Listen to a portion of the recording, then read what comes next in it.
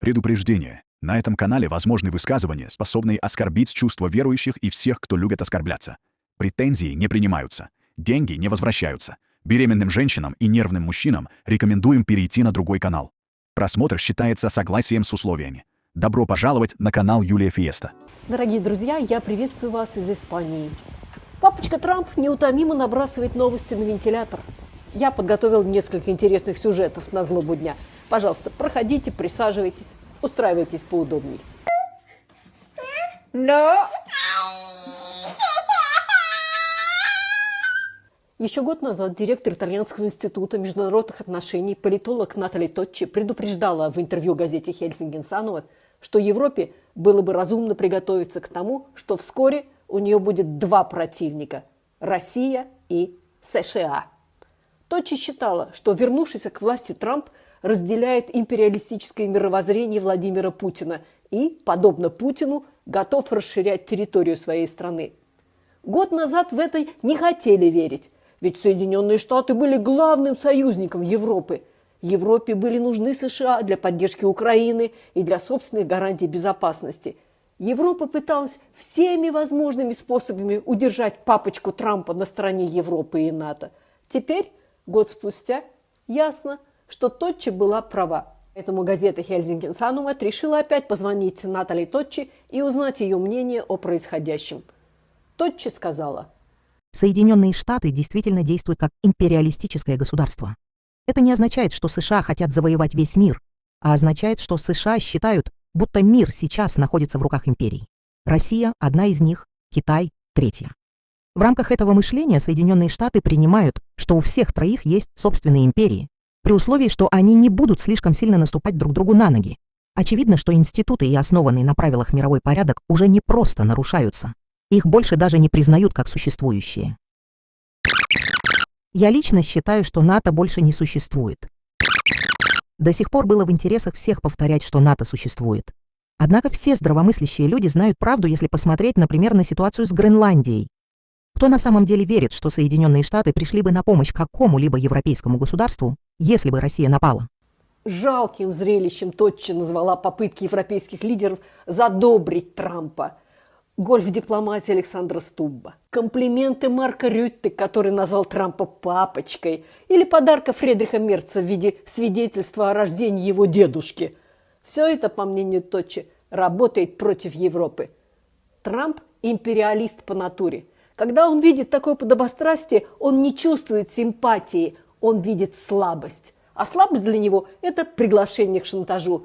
Если вы ведете себя как колония, с вами и будут обращаться как с колонией. Спор о Гренландии стал моментом истины. Это символ того, что США больше не партнер Европе. Европа оказалась в ловушке абьюзивных отношений. Она боится уйти от партнера, который ее бьет, потому что парализована страхом. Точчи ставит в пример Латинскую Америку. Даже Мексика находит в себе смелость говорить с США на равных, несмотря на экономическую зависимость. Европа же, будучи одним из богатейших регионов мира, продолжает пресмыкаться. Где же выход? Точчи говорит: Я считаю, что ответ находится за пределами таких институтов, как Европейский Союз и НАТО. Единственная настоящая энергия и надежда сейчас приходят извне. Хорошим примером является коалиция желающих стран, поддерживающих Украину. А также то, что некоторые европейские страны решили направить в Гренландию несколько солдат. Речь идет о группе стран с умеренной политической линией, которые поддерживают либеральную демократию и традиционные европейские ценности, такие как свобода. Все это произошло за пределами Европейского Союза и НАТО. Я не думаю, что это случайность.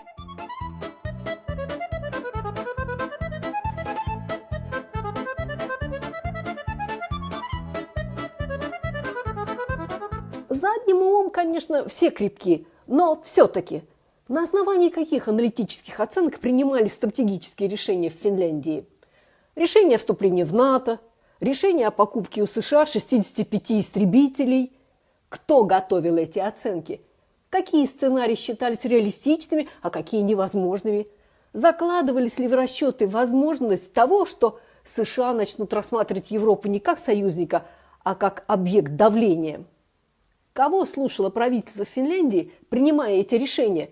Аналитиков, военных, лоббистов, кого? Или решения такого масштаба принимались вообще без консультации специалистов? В общем, внутри западной экспертной среды происходит пересмотр прежних установок. Интересно, последует ли за этим анализ собственной ответственности финских экспертов и политиков? Или все ограничится знакомым? Хотели как лучше, получилось как всегда.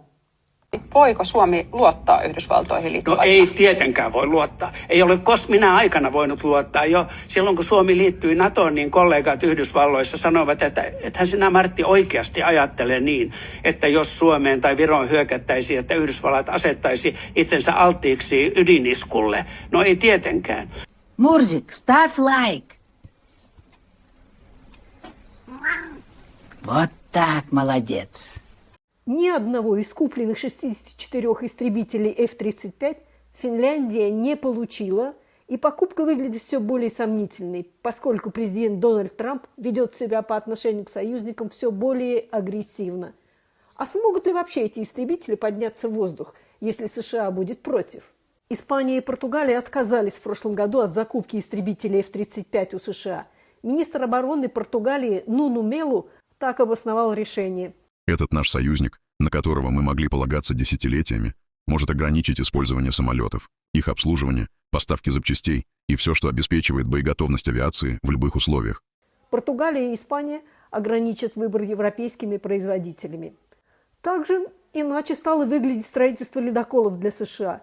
Финские эксперты хранят молчание, поэтому посмотрим, что говорят иностранные специалисты.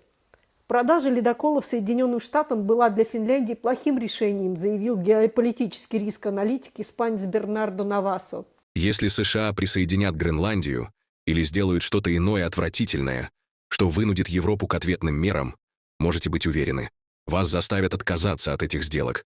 Навасо говорит, что на человеческом уровне понимает желание финнов до последнего верить в лучшее в отношении США.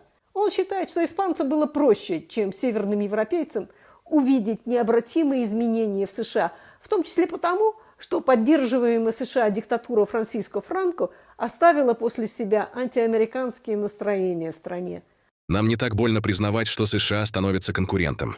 Мы не чувствуем давления покупать оборонную технику именно у них. Навасо считает разрыв между США и Европой неизбежным. По его мнению, вопрос лишь в том, будет ли расставание резким и драматичным или постепенным и максимально безболезненным. Он прогнозирует, что только во втором случае сделка по ледоколам сохранится. Соединенные Штаты пошли своим путем. Связь с их президентом по WhatsApp тут не поможет.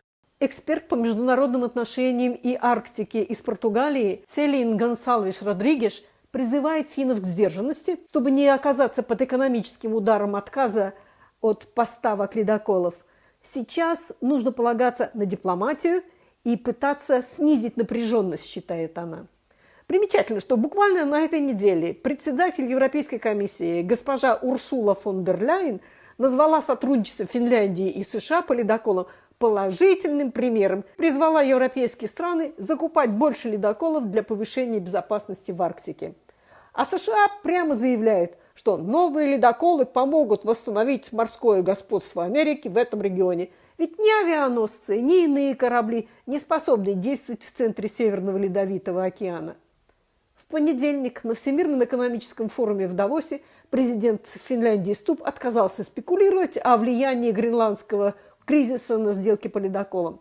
«Строительство ледоколов занимает больше времени», – сказал Стуб. На запрос газеты «Хельсингин Саномат» чиновник Министерства занятости и экономики Финляндии ответил, что сотрудничество по ледоколам продолжается в обычном режиме, несмотря на скандал.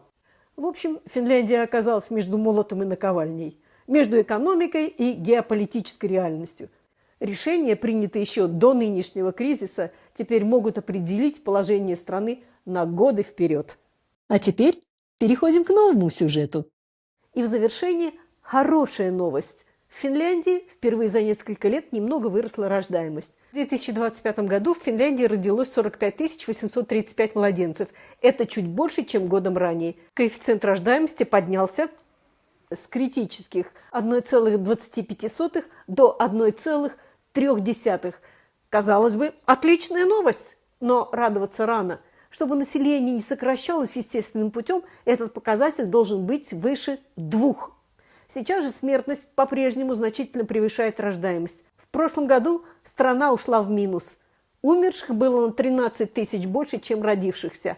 Но заграница нам помогла. Понаехавшие перекрыли естественный убыль населения. В 2025 году понаехали 50 тысяч человек. В основном это беженцы с Украины и трудовые мигранты с Филиппин и Шри-Ланки.